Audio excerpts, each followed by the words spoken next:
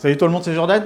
Laissez-moi vous poser une question. Que diriez-vous à quelqu'un qui se présenterait à vous en vous expliquant qu'il est peintre, simultanément il est architecte, organisateur de spectacles, scientifique, ingénieur, inventeur, anatomiste, sculpteur, musicien, philosophe et écrivain? Vous le prendriez pour un génie visionnaire ou pour quelqu'un qui se cherche, voire quelqu'un de prétentieux? Eh bien, chers amis, laissez-moi vous présenter Léonard de Vinci, l'homme qui a prouvé que l'ambition et le génie ne sont parfois qu'une question de perspective. Léonard de Vinci était le genre de personne qui pouvait dessiner la Mona Lisa un jour, inventer un hélicoptère le lendemain et passer son dimanche à disséquer des corps pour le plaisir de comprendre comment fonctionnent les muscles. Maintenant, je vous propose d'imaginer ce que cela signifie pour nous, simples mortels. Si Léonard de Vinci, avec sa multitude de talents, a réussi à marquer l'histoire à jamais, qu'est-ce que cela dit de certains d'entre nous qui sautent d'un intérêt à un autre, d'un projet à un autre, d'un métier à un autre, ceux et celles qui sont toujours en quête de nouvelles expériences? Peut-être que tout comme lui, nous sommes à un certain niveau de Léonard de Vinci moderne. C'est ce que l'on appellerait aujourd'hui des multipotentiels. Parce que oui, cette personne était clairement ce que l'on appelle aujourd'hui un multipotentiel. Ces personnes qui sont drivées par l'apprentissage, la découverte, l'exploration. Ces personnes qui ne peuvent pas s'empêcher de s'intéresser à tout et qui, au lieu de se spécialiser dans un seul domaine, préfèrent devenir expert dans plusieurs domaines à la fois.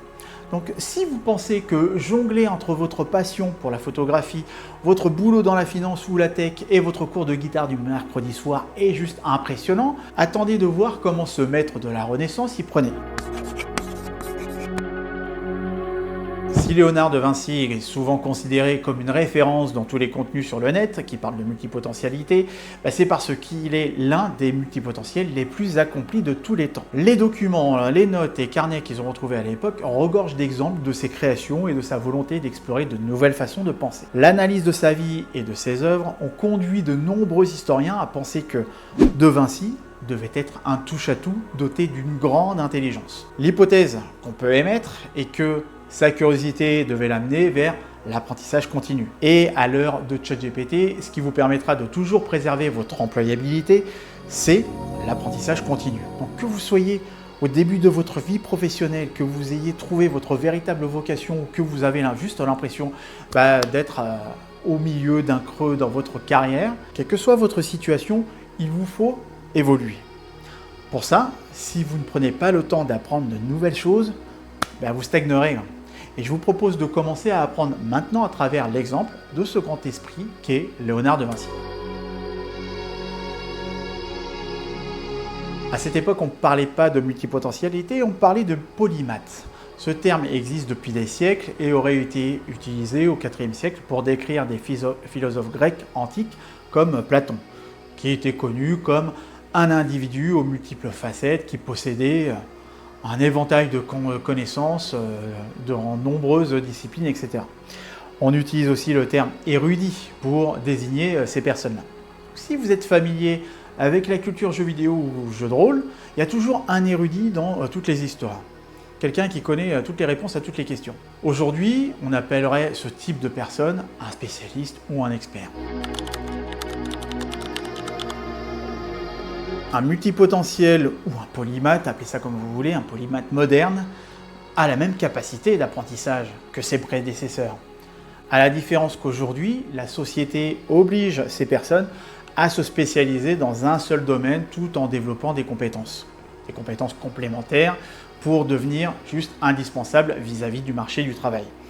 Et la question que vous posez probablement, ce n'est pas comment devenir un multipotentiel ou polymathe ou peu importe, mais plutôt comment valoriser ces multiples potentiels dans des activités lucratives. Et la clé est d'avoir dans un premier temps un large éventail de connaissances et de compétences. Je vous parlais de l'intelligence artificielle tout à l'heure, et bien comme elle, vous devez savoir, vous devez connaître un maximum de choses. Vous devez avoir plusieurs bases de données, plusieurs bases de connaissances, voire même aussi vous, ce qui vous distinguera, ça sera votre base de compétences. En faisant ça, vous ouvrez à la fois de nouvelles perspectives, possibilités, opportunités. Vous augmentez la probabilité de chance de préserver votre employabilité et de devenir plus attractif aux yeux des employeurs.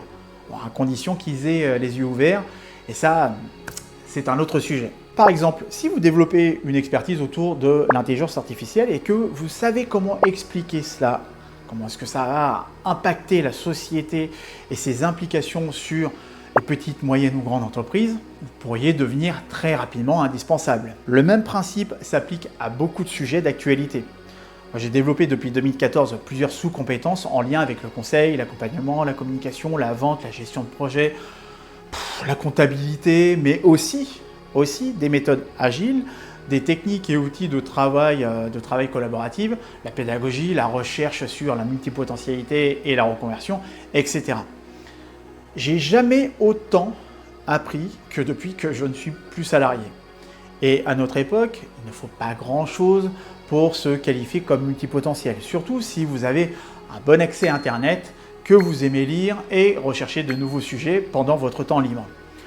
Tout au long de l'histoire, ces profils de multipotentiels, de polymathes célèbres, ont été vénérés pour leur capacité à comprendre le monde qui les entoure. Aristote, Galilée, Copernic, Thomas Jefferson, Albert Einstein, Marie Curie, Bernard-Henri Lévy, Jules, bon je déconne sur les deux derniers. Mais les autres sont des esprits brillants qui avaient une vaste connaissance dans de nombreux sujets différents. Mais surtout, c'est leur curiosité et leur besoin d'explorer qui leur a permis d'étendre leur champ de vision et de réflexion. Ces icônes mondiales ont compris que pour réussir, ils devaient maîtriser régulièrement de nouvelles compétences et connaissances. Ils savaient la valeur de l'apprentissage. Ils savaient l'importance de diversifier leurs connaissances, leurs compétences et de consacrer du temps à les développer. Donc, imaginez ce que vous pourriez juste accomplir, faire, voire devenir si vous pouviez exploiter ne serait-ce qu'une infime partie du génie de ces personnes. Aristote était un polymathe encyclopédique, un intellect. Pourtant, non seulement vous pouvez en savoir plus que lui sur le monde, mais vous pouvez également avoir une compréhension beaucoup plus profonde de la façon dont tout fonctionne.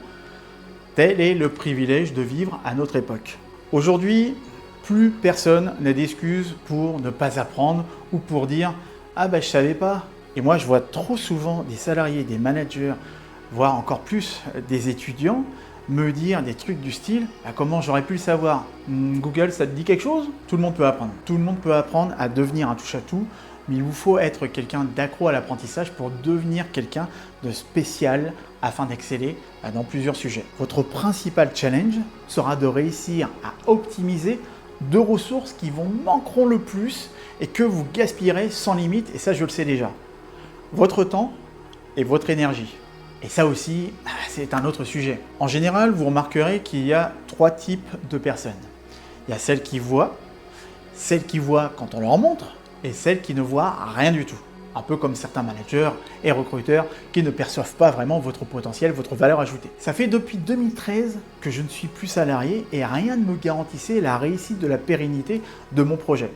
C'est parce que j'ai fait le choix d'apprendre et de développer mes compétences que j'en suis là. Et aujourd'hui, je suis sollicité pour ces compétences-là que j'ai développées et que je fais évoluer aussi constamment. Si j'étais resté salarié, je serais là encore à me plaindre de ma condition, à devenir un petit grincheux parmi tant d'autres qui sont dans les couloirs de la défense, à me plaindre de ne pas évoluer, car quand vous êtes salarié, vous êtes prisonnier de process, de procédures ou de cahiers des charges que vous devez respecter.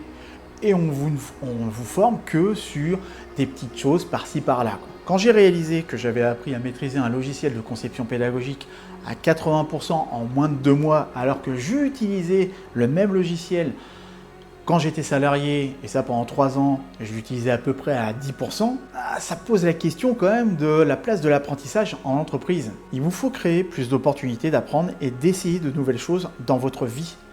De cette façon, vous préserverez toujours vos compétences et vos connaissances à jour.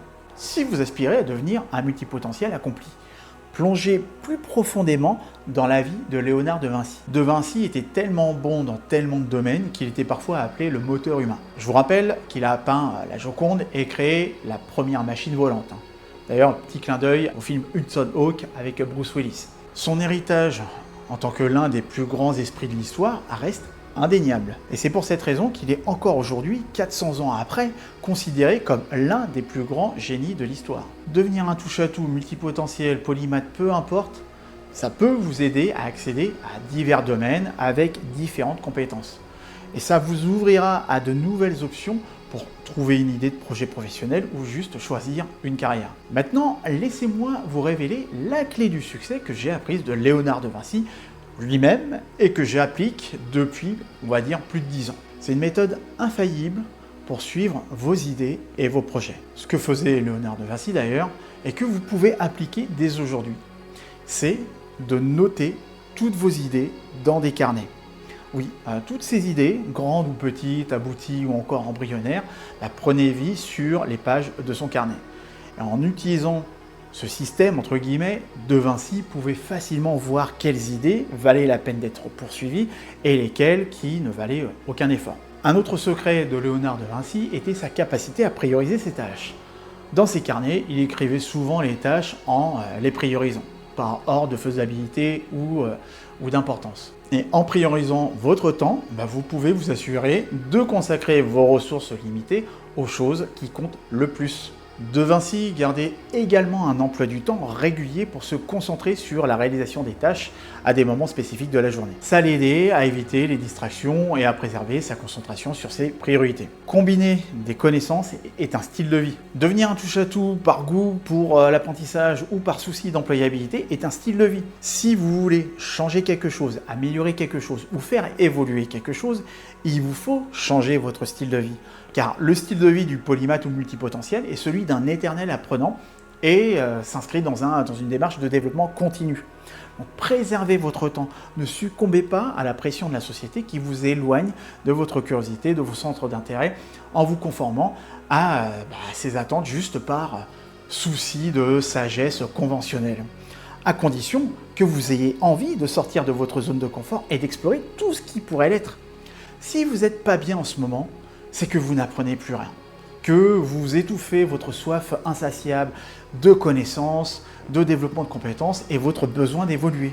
Dans le livre Range, le règne des généralistes, qui n'est pas d'ailleurs le meilleur livre sur le sujet, l'auteur soutient que les généralistes, qui possèdent un large éventail de compétences et d'expériences, sont souvent mieux préparés pour exceller dans des environnements complexes et imprévisibles. Donc si vous êtes un multipotentiel ou touche-à-tout qui s'ignore, il y a quelque chose à faire avant de commencer. C'est de réfléchir soigneusement au sujet que vous voulez apprendre avant d'investir du temps et de l'énergie et lisez autant que possible. Même, faites plus que lire ou penser. Pratiquez et mettez vos compétences en œuvre. Soyez dans une démarche d'apprentissage continu tout au long de votre vie, mais persévérez pour affiner vos compétences à travers le temps. Donc, vous vous remercierez dans 5 ans, vous verrez. Et souvenez-vous toujours de ce que disait Léonard de Vinci: l'apprentissage n'épuise jamais l'esprit. Et pour vous aider, j'ai créé un guide d'exploration spécialement conçu pour les multipotentiels, fait par un multipotentiel. Ce guide, en 3 étapes, est votre boussole pour naviguer entre vos multiples intérêts et passions. Il est concis, pratique et directement applicable à votre vie. Pour le télécharger, cliquez simplement sur le lien ci-dessous et commencez dès aujourd'hui à transformer votre potentiel en actions concrètes.